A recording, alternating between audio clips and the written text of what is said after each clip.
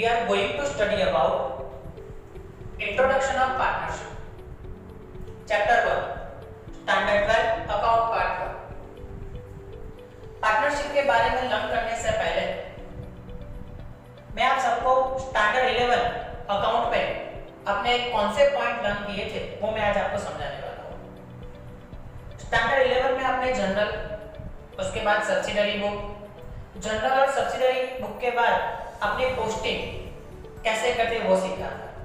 Posting के बाद balance, और जो बैलेंस आपको मिलता है वो आप ट्रायल बैलेंस में लिखते थे, और ट्रायल बैलेंस आप फाइनल अकाउंट कैसे किया जाता था वो आपने लर्न किया था।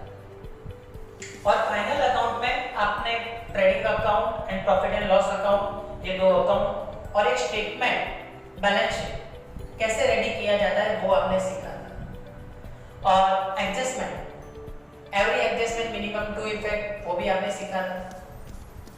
बट मैं आज आपको बता दूं कि स्टैंडर्ड 11 में आपने जो फाइनल अकाउंट जो लर्न किया था वो था सोल प्रोप्राइटर फर्म का था। अब सोल प्रोप्राइटर फर्म क्या है वो आपने अच्छे से समझा हुआ है कि जो ओनर होता है वो कैपिटल लेके आता है, बिजनेस का मैनेज करता है, ओके, बिजनेस का डेवलप करता है, परचेज सेलिंग खुद करता है, ठीक है, सारा जो कामकाज है वो खुद ही संभालता है।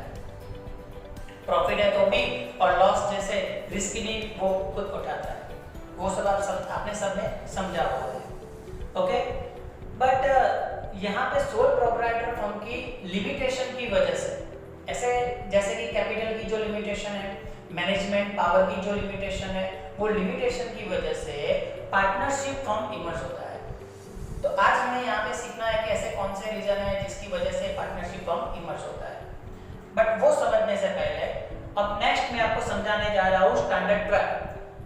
देखो यहाँ पे स्टैंडर्ड 12 आपको जैसे 11 में पार्ट 1 और पार्ट 2 दो बुक थी, सेम यहाँ पे स्टैंडर्ड 12 में पार्ट 1 और पार्ट 2 यहाँ पे दो बुक है वो आपको स्टडी करनी है।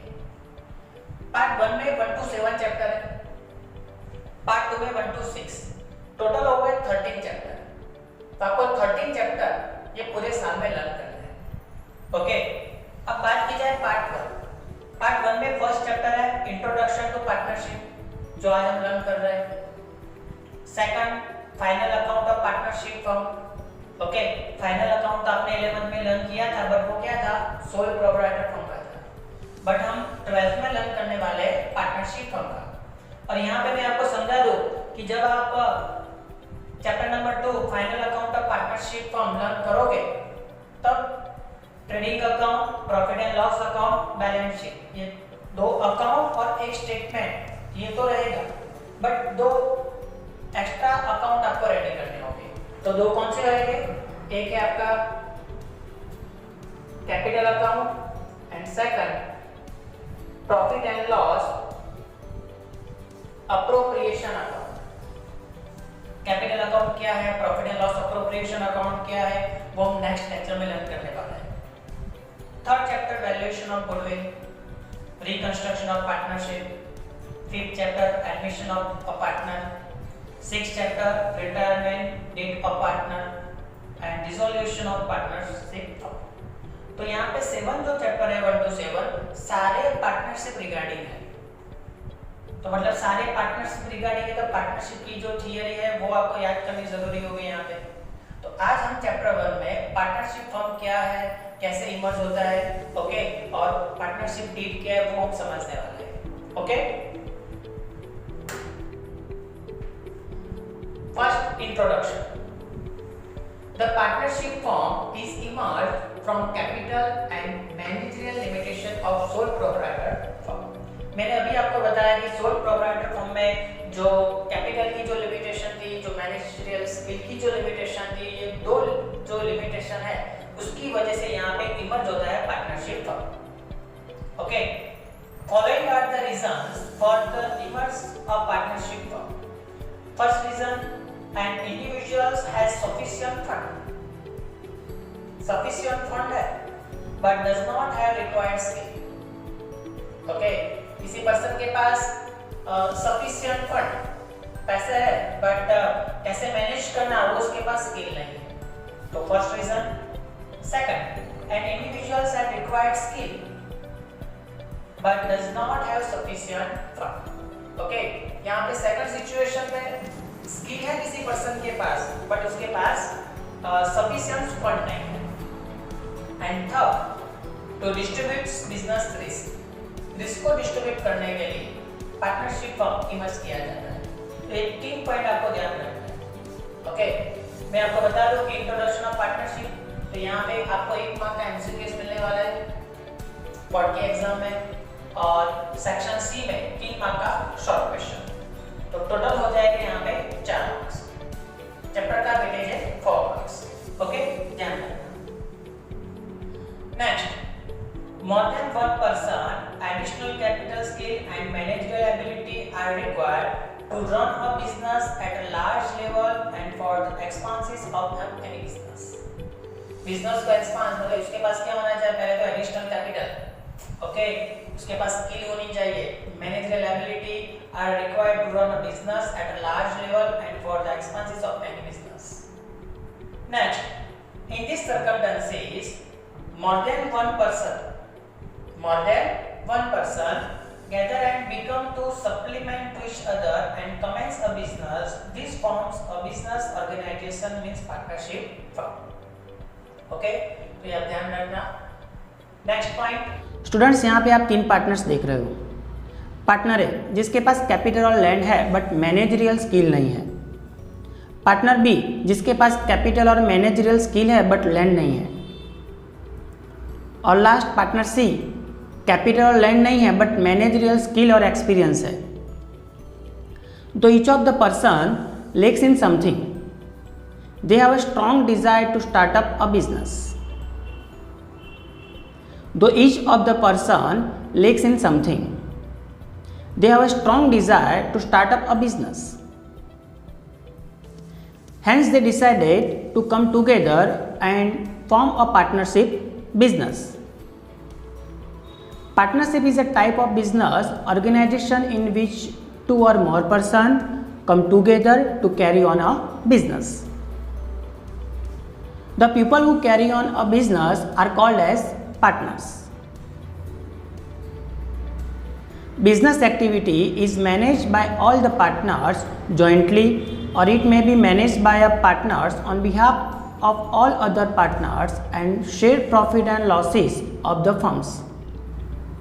As per Indian Partnership Act 1932, Section 4, a partnership is the relation between persons who have agreed to share the profit of a business carried on by all or any one of them acting for all. When people have shortage of capital and limited managerial skill, then to overcome from this problem, persons come together and form partnership business. When people have shortage of capital and limited managerial skill, then to overcome from this problem, persons come together and form a partnership business. Meaning of partnership. Section 4 of the Indian Partnership Act 1932 defines partnership as: partnership is the relation between the person who have agreed to share the profit of a business carried on by all or any one of them acting for all.